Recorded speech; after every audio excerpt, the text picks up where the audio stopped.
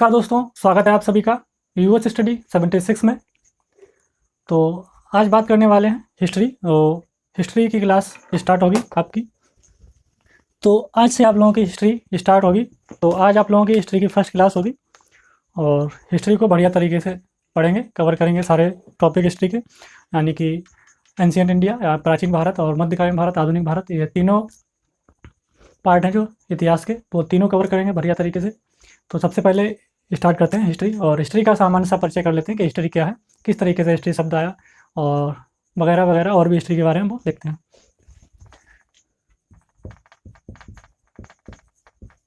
History जिसको हिंदी में कहते हैं इतिहास, हिस्ट्री जिसको हिंदी में कहते हैं इतिहास। और आप लोगों की आज की क्लास फर्स्ट है,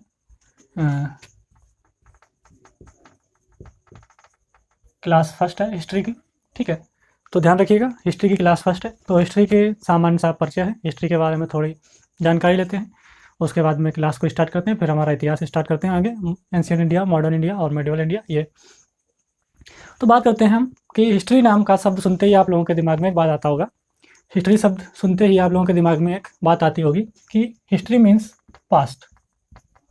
हिस्ट्री मीन्स पास्ट, पास्ट यानी कि अतीत, अतीत यानी कि बीता हुआ समय, टाइम, ठीक है, बीता हुआ समय, अतीत। तो हम बात करते हैं यहाँ पर पास्ट, अतीत, यानी कि क्या पास्ट की सारी घटनाएं इतिहास कहलाई जा सकती हैं? क्या पास्ट की सारी घटनाएं इतिहास कहलाई जा सकती हैं? तो इस पर चर्चा करेंगे कि पास्ट की सारी घटनाएं इतिहास होती हैं या नहीं होती हैं। तो बेसिकली हिस्ट्री क्या है? हिस्ट्री यानी कि इतिहास एक ऐसा ग्रंथ है जो अतीत में घटित घटनाओं के बारे में हमें जानकारी प्रदान करता है। इतिहास क्या है? इतिहास एक ऐसा ग्रंथ है जो अतीत में घटित घटनाओं के बारे में हमें जानकारी प्रदान करता है। इतिहास के इतिहास कौन सी घटनाएं कहलाती, कौन सी घटनाएं इतिहास कहलाती है? तो उसकी डेफिनेशन क्या होगी? सिंपल सी, वे घटनाएं इतिहास कहलाती हैं जो निश्चित तौर पर घटित हुई हों। क्या है? वे घटनाएं इतिहास कहलाती हैं जो निश्चित तौर पर घटित हुई हों और उनके घटने के एविडेंस, साक्ष्य हों या सोर्स हों या स्रोत हों। तो वे घटनाएं इतिहास कहलाती हैं जिनके घटने के हमारे पास निश्चित तौर पर घटित हुई और जिनके घटने के हमारे पास सोर्स हों, ठीक है। तो ये हमारा हो गया हिस्ट्री की डेफिनेशन, थोड़ी सी छोटी मोटी सी। अब हम बात करते हैं हिस्ट्री शब्द है ये कहाँ से ड्राइव किया गया है और कहाँ से ये हमारा हिस्ट्री शब्द आया। तो हम बात करते हैं हिस्ट्री शब्द कहाँ से ड्राइव हुआ है। एक यूनानी शब्द है, देखिएगा, एक यूनानी शब्द है या ग्रीक वर्ड है हमारा हिस्टोरिया। एक यूनानी वर्ड है हिस्टोरिया। हिस्टोरिया का मतलब क्या होता है? इन्वेस्टिगेशन या छानबीन करने के उपरांत जो भी इंफॉर्मेशन हमको मिलती है, इन्वेस्टिगेशन या छानबीन करने के बाद जो भी हमें इंफॉर्मेशन मिलती है वो यूनानी भाषा में हिस्टोरिया कहलाती है। क्या हो गया हमारा? हिस्टोरिया का मतलब क्या हो जाएगा? छानबीन करने के बाद जो भी हमको इन्फॉर्मेशन मिलती है वो यूनानी भाषा में हिस्टोरिया कहलाती है। तो इन सिंपल भाषा में हम कहें, अगर सिंपल भाषा में अगर हम कहें, यानी कि जो भी हमको छानबीन करके यानी कि इन्वेस्टिगेशन करके जो भी हमको इन्फॉर्मेशन मिलती है वो हमारी हिस्टोरिया कहलाती है, ठीक है, हिंदी भाषा में। तो यही हमारा मतलब होता है हिस्टोरिया का। और हिस्टोरिया शब्द से ही हमारा हिस्ट्री बना। हिस्ट्री इतिहास, इतिहास मतलब जो भी हम इन्वेस्टिगेशन करके जो भी साक्ष्य या सोर्स हमको मिलते हैं उसके बाद ही हम बताते हैं कि ये इतिहास की घटनाएं हैं या नहीं है पूर्ण तौर से, यानी कि उनके, ठीक है, घटित घटनाओं के तौर पर जिनके सोर्स मिलते हैं वही हमारे इतिहास में शामिल होते हैं, ठीक है। अब हम बात करते हैं हिस्ट्री शब्द हमारा कहाँ से ड्राइव हुआ। एक यूनानी शब्द है हिस्टोरिया, वहाँ से बन गया। अब एक यूनानी व्यक्ति हैं जिनका सभी ने नाम सुना होगा, ज़्यादातर सभी लोगों ने नाम सुना होगा। कौन है? एक हमारे यूनानी व्यक्ति हैं या ग्रीक पर्सन है,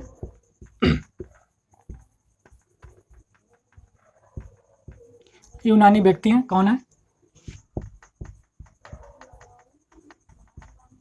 हेरोडोटस, ठीक है, हेरोडोटस। ये क्या है? ये इतिहास के पिता माने जाते हैं। हेरोडोटस यानी कि known as father of history, इनको इतिहास का पिता माना जाता है। हेरोडोटस को इतिहास का पिता माना जाता है। ठीक है। इनका संस्कृत में भी एक नाम है हरिदत्त। इनका संस्कृत में भी एक नाम है हेरोडोटस का, हरिदत्त। हेरोडोटस का संस्कृत में क्या नाम है? हरिदत्त। और हेरोडोटस हेरोडोटस कहाँ के हैं? यूनानी व्यक्ति हैं, ग्रीक पर्सन है, और ये जो इतिहास के पिता माने जाते हैं। और इनकी एक बुक है, इनकी बुक कौन सी है? इनकी एक बुक भी है हिस्टोरिका। हिस्टोरिका बुक किसकी है? हेरोडोटस की। तो हिस्टोरिका बुक में ही सबसे पहले इन्होंने अतीत के बारे में लिखकर जानकारी दी थी। ठीक है, हिस्टोरिका बुक में ही इन्होंने सबसे पहले सर्वप्रथम अतीत के बारे में लिखकर जानकारी दी थी। तो हेरोडोटस की बुक कौन सी है? हेरोडोटस की बुक कौन सी? हिस्टोरिका। ठीक है, तो यहाँ पर आपके कितने क्वेश्चन तैयार हुए? इतिहास, इतिहास कहाँ से हमारा आया है? यूनानी शब्द हिस्टोरिया से बना है। इतिहास के पिता कौन है? हेरोडोटस। हेरोडोटस कहाँ के थे? यूनान के, यूनानी व्यक्ति हैं। हेरोडोटस की बुक कौन सी है? हिस्टोरिका। इतना आप लोगों ने जान लिया, यानी कि इतिहास का पिता किसको कहा जाता है? हेरोडोटस का। कई जगह पर सवाल पूछा गया, ध्यान रखिएगा। अब हम बात करते हैं आगे, कि इतिहास के क्या क्या सोर्स होते हैं। ठीक है, क्या क्या सोर्स के आधार पर हम घटनाओं को मानते हैं कि ये इतिहास की घटना है। तो हम सोर्स के बारे में बात कर लेते हैं। सोर्स या स्रोत, तो ये मेनली टू टाइप के होते हैं। एक तो होते हैं हमारे कौन से? एक होते हैं हमारे पुरातात्विक स्रोत, आर्कियोलॉजिकल सोर्स, पुरातात्विक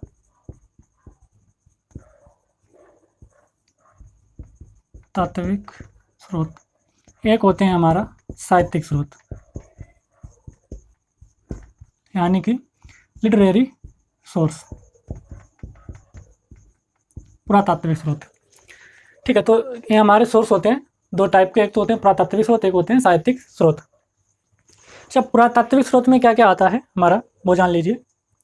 तो पुरातात्विक स्रोत में जो हमारा आता है वो आता है हमारा, जैसे कि हो गया अभिलेख, हो गए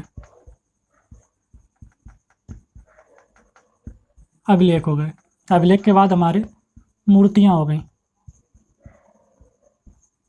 मूर्तियों के बाद हमारे सिक्के हो गए, कॉइन्स हो गए। सिक्के के बाद हमारे अवशेष हो गए, फॉसिल्स हो गए।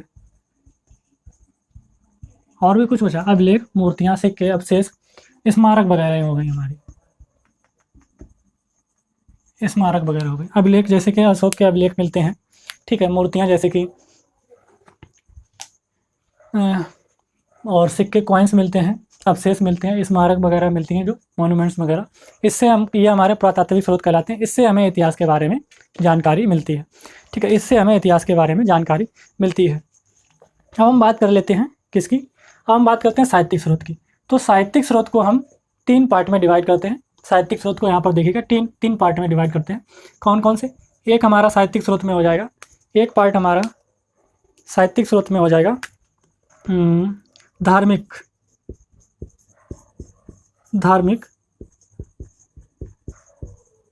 एक हमारा हो जाएगा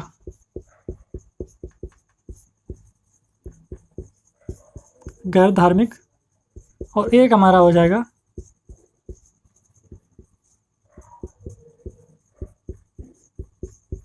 विदेशी यात्रियों का विवरण। जो विदेशी यात्री आए उन्होंने जो विवरण दिया, ये हो जाएगा। हम इन पर थोड़ी नज़र डालते हैं। धार्मिक क्या होता है, गैर धार्मिक ये क्या होंगे? तो धार्मिक सोर्स हमारे जैसे रामायण, महाभारत, ऋग्वेद, ठीक है, पुराण और उपनिषद वगैरह, ये हमारे धार्मिक हो जाएंगे। गैर धार्मिक हमारे जैसे कि हो जाएंगे चाणक्य, अर्थशास्त्र, मैग्नेटिक इंडिका और पतंजलि की महाभाष्य वगैरह, ये हो जाएंगे। विदेशी यात्रियों का विवरण जैसे चीनी यात्री, यूनानी यात्री, मुस्लिम यात्री जो भी आए हैं, उन्होंने जो किताबें लिखी हैं, उन्होंने जो किताबें लिखी हैं वो हमारे हो जाएंगे, क्या हो जाएंगे? विदेशी यात्रियों का विवरण। जैसे कि कौन कौन से आए थे? हेनसांग आए थे और फायान आए थे, ये हमारे विदेशी यात्री जो थे। और कुछ मुस्लिम यात्री भी आए, तो इन्होंने जो अपनी किताबों में विवरण दिया है, ये हमारे विवरण हो जाएंगे। तो हमारे क्या हो जाएंगे? धार्मिक स्रोत, गैर धार्मिक और विदेशी यात्रियों का विवरण। तो साहित्यिक स्रोत को 3 पार्टों में डिवाइड किया, धार्मिक, गैर धार्मिक और विदेशी यात्रियों का विवरण। ये इतना हो गया, ये हमारा इतना यहाँ तक हो गया।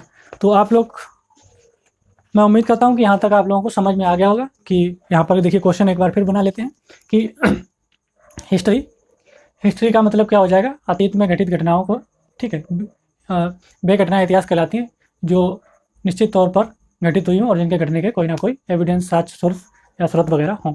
उसके बाद नंबर सेकंड पर बात करते हैं, ये हिस्ट्री कहाँ से ड्राइव हुआ, हिस्ट्री शब्द यूनानी शब्द हिस्टोरिया से, और इतिहास के पिता कौन है, हेरोडोटस, जिनका संस्कृत में भी एक नाम है हरिदत्त, ठीक है, जिनका संस्कृत में भी एक नाम है हरिदत्त।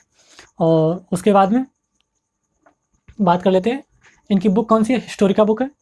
और फिर सोर्स की बात कर लेते हैं, हिस्ट्री के क्या क्या सोर्स हो सकते हैं, एक पुरातात्विक स्रोत, आर्कियोलॉजिकल सोर्स, एक लिटरेरी स्रोत, साहित्यिक स्रोत हो सकते हैं। और उसके बाद में बात करते हैं पुरातात्विक स्रोत, जैसे कि यहाँ पर लिखवा दिए हैं, साहित्यिक स्रोत बता दिया, 3 पार्टों में डिवाइड करते हैं। इतना हो गया यहाँ तक हिस्ट्री का सामान्य परिचय। ये यहाँ तक हो गया हिस्ट्री का सामान्य परिचय। अब बात करते हैं आगे, हिस्ट्री का यहाँ तक सामान्य परिचय हो गया। अब बात करते हैं आगे, इसको हटाते हैं, अब बात करते हैं आगे।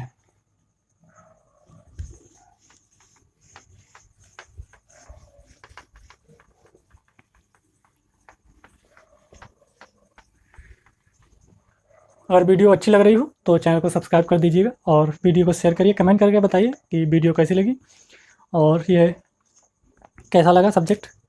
और उसके बाद में लाइक कमेंट करते रहिएगा, और चैनल को भी सब्सक्राइब कर दीजिएगा। तो चलिए अब हम बात करते हैं इंडियन हिस्ट्री की, बात कर लेते हैं। इतिहास में हम बात करते हैं इंडियन हिस्ट्री की।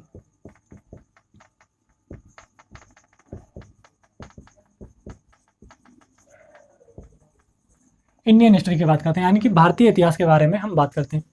तो भारतीय इतिहास के बारे में बात करते हैं।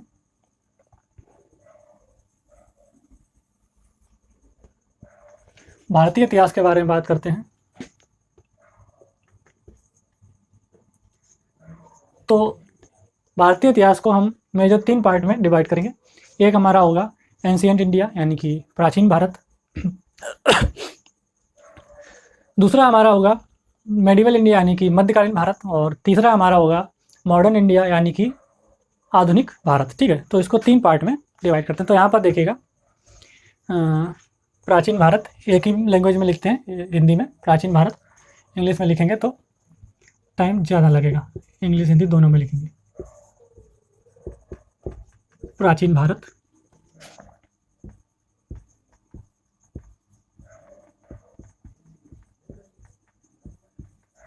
मध्यकालीन भारत, और ये हो जाएगा हमारा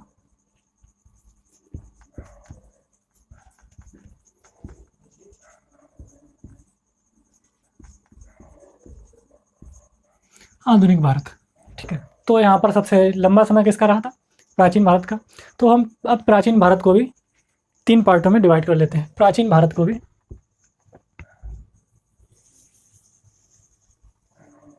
3 पार्टों में डिवाइड कर लेते हैं। नंबर 1, प्राचीन भारत को भी 3 पार्टों में डिवाइड कर लेते हैं। नंबर 1, प्री हिस्टोरिक पीरियड, यानी कि प्राग ऐतिहासिक काल।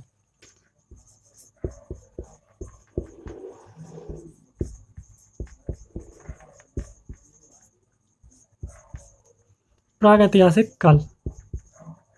फिर उसके बाद में आता है प्रो हिस्टोरिक पीरियड, यानी कि आद ऐतिहासिक काल। आद ऐतिहासिक काल।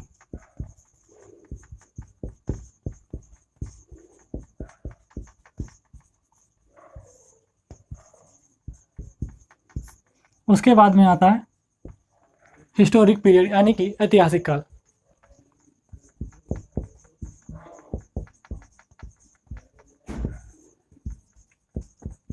हिस्टोरिक पीरियड, यानी कि ऐतिहासिक काल। तो ये हमारा हो गया pre historic period, proto historic period, historic period, यानी कि प्राग ऐतिहासिक काल, आद ऐतिहासिक काल, सॉरी ऐतिहासिक काल। इसको 3 पार्ट में हमने डिवाइड कर लिया।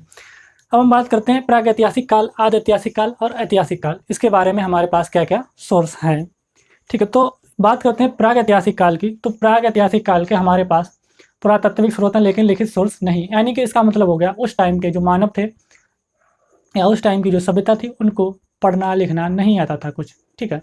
पढ़ना लिखना कुछ नहीं आता था, ठीक है। इतना समझ में आ गया। उस टाइम पे जो थे मानव थे, उनको पढ़ना लिखना नहीं आता था। उसके बाद में बात करते हैं आदि ऐतिहासिक काल। आदि ऐतिहासिक काल के हमारे पास पुरातात्विक स्रोत भी हैं और लिखित सोर्स भी हैं, लेकिन लिखित सोर्स उस भाषा या उस लिपि में जो अभी तक नहीं पढ़े जा सके। अब बात करते हैं ऐतिहासिक काल की। ऐतिहासिक काल के हमारे पास पुरातात्विक स्रोत भी हैं, ऐतिहासिक स्रोत भी, सॉरी लिखित स्रोत भी हैं, और यहाँ पर लिखित स्रोत पढ़ भी लिए गए। तो ये इतना हो जाएगा, ठीक है। तो ये यहाँ पर आप अगर नोट करना चाहें तो नोट कर सकते हैं, या तो मैंने बोल दिया तो नोट कर लें, नहीं तो मैं यहाँ पर नहीं लिखने वाला हूँ। उसके बाद में प्रागैतिहासिक काल को भी और डिवाइड करते हैं, इसको और डिवाइड करते हैं 2 पार्ट में, यानी कि पाषाण युग में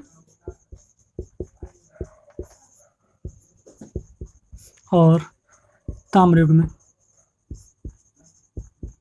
यानी कि स्टोन एज और कॉपर एज में। उसके बाद में हम पाषाण युग को भी डिवाइड करते हैं 3 पार्ट में, इसको देखिएगा। इसको भी डिवाइड करते हैं पूरा पाषाण काल,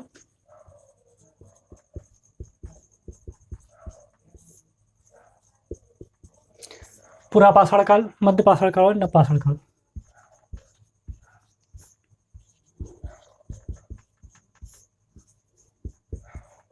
और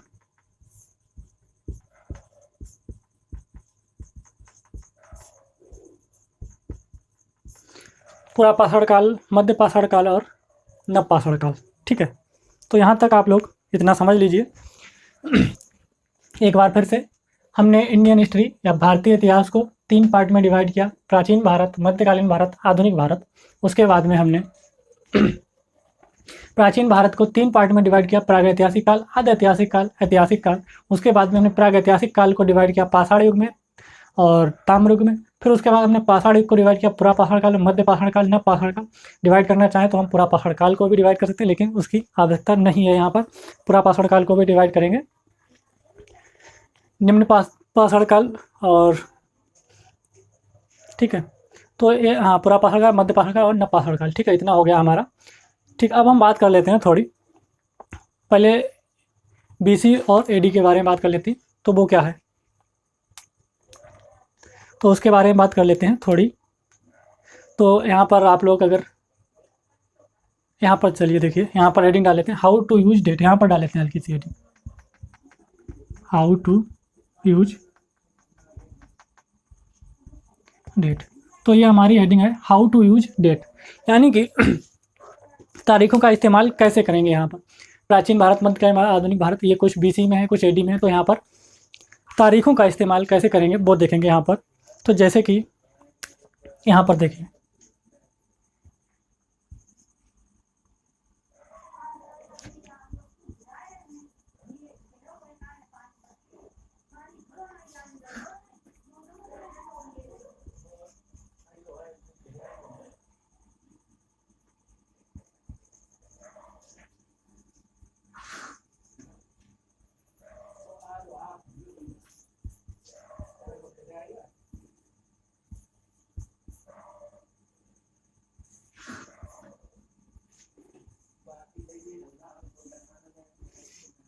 देखो अब हम समझते हैं यहाँ पर हाउ टू यूज डेट।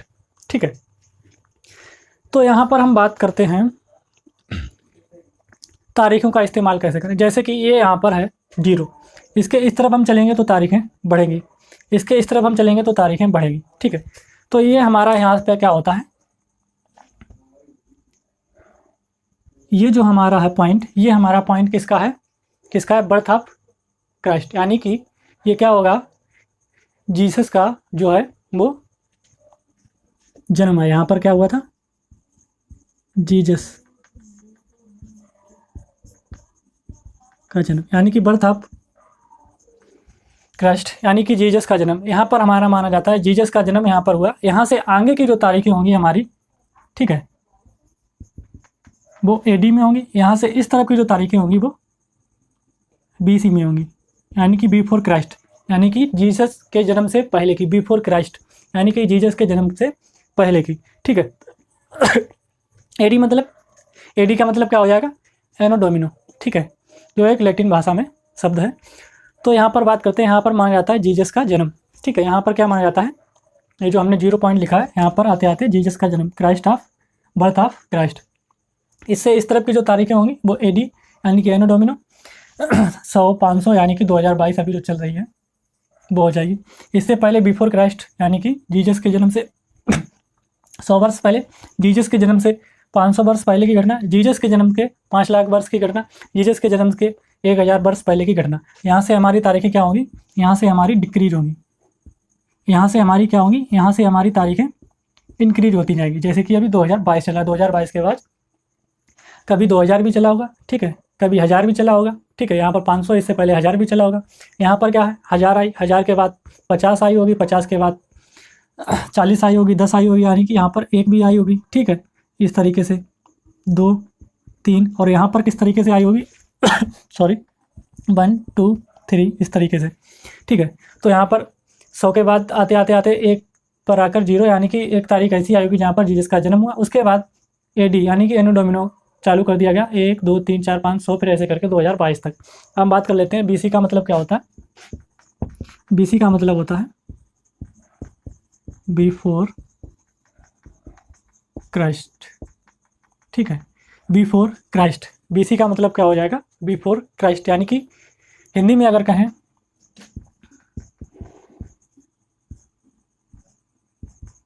इस तरीके से अगर लिखा हुआ मिल जाए तो इसको क्या कहते हैं, ईसा पूर्व, यानी कि ईसा पूर्व। ईसा पूर्व का मतलब ईसा मसीह से पहले, ईसा पूर्व, ठीक है। ये अगर लिखा मिल जाए तो कहते हैं ईसा पूर्व, ठीक है, ईसा पूर्व। और ये जो एडी कहते हैं, एडी क्या है, ये जो एडी कहते हैं, एडी लैटिन भाषा में है, लैटिन भाषा में, लैटिन भाषा में जिसको एनो डोमिनो कहते हैं। क्या कहते हैं, एनो डोमिनो कहते हैं इंग्लिश में, लैटिन भाषा में एनो डोमिनो कहते हैं। और इंग्लिश में क्या कहते हैं, इंग्लिश में कहते हैं कॉमन इरा। ये है हमारी इंग्लिश भाषा में कॉमन इरा, ठीक है। कॉमन इरा का मतलब क्या हो जाएगा, ईसवी, ईसवी। और अगर ये हमारा है, ये होता है ईसवी, यानी कि हिंदी में। ये हो गया इंग्लिश का, ये हो गया हिंदी का, ये हो गया लैटिन भाषा का, ये हो गया लैटिन भाषा का, ठीक है। तो यहाँ पर बिफोर क्राइस्ट है, इसको भी हम क्या लिख सकते हैं, बीसी, बिफोर कॉमन इरा। इसको भी हम लिख सकते हैं बीसी, यानी कि बिफोर कॉमन इरा, इसको ले सकते हैं। जैसे कि आप लोग जानते हैं गौतम बुद्ध का जो जन्म हुआ था, वो 563 बीसी से लेकर 483 बीसी तक। जैसे कि गौतम बुद्ध के बारे में बात करते हैं, 563 बीसी से लेकर 483 बीसी तक। ये क्या था, गौतम बुद्ध का जन्म कब हुआ, 563 बीसी में, और मृत्यु कब हुई, 483 बीसी में, ठीक है। 563 में जन्म हुआ और 483 बीसी में। तो यहाँ पर बीसी का मतलब आप समझ पा रहे होंगे कि यहाँ पर क्या हो रहा है, घट रहा है, यानी कि बिफोर क्राइस्ट, यानी कि जीसस के जन्म से 483 वर्ष पहले उनका क्या हो गया, देहांत हो गया। और जीसस के जन्म से 563 वर्ष पहले उनका जन्म हुआ था, यानी कि जीसस के जन्म से पहले की तारीखें जो हैं वो इस तरीके से लिखी जाएंगी, 563 बीसी और 483 बीसी, इस टाइप से। यानी कि जीसस के जन्म से 483 वर्ष पहले उनकी मृत्यु हुई थी और 563 वर्ष पहले उनका जन्म हुआ था। तो ये हो जाएगा बिफोर क्राइस्ट। तो अब यहाँ पर बात कर लेते हैं, इतना आपको हाउ टू यूज डेट, यानी कि डेट कैसे निकालें, तारीखों का इस्तेमाल कैसे करें, ये यहाँ पर आप लोगों को समझ में आ गया होगा।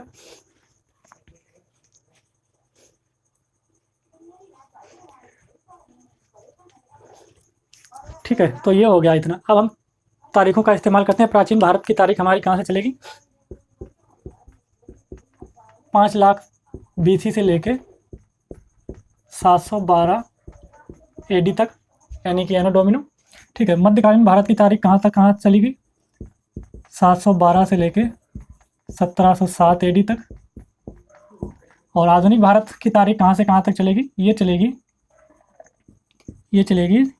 717 से लेकर 1947 एडी तक, यानी कि औरंगजेब की मृत्यु के बाद और 1947 तक का जो पीरियड है वो हमारा आधुनिक भारत कहलाएगा।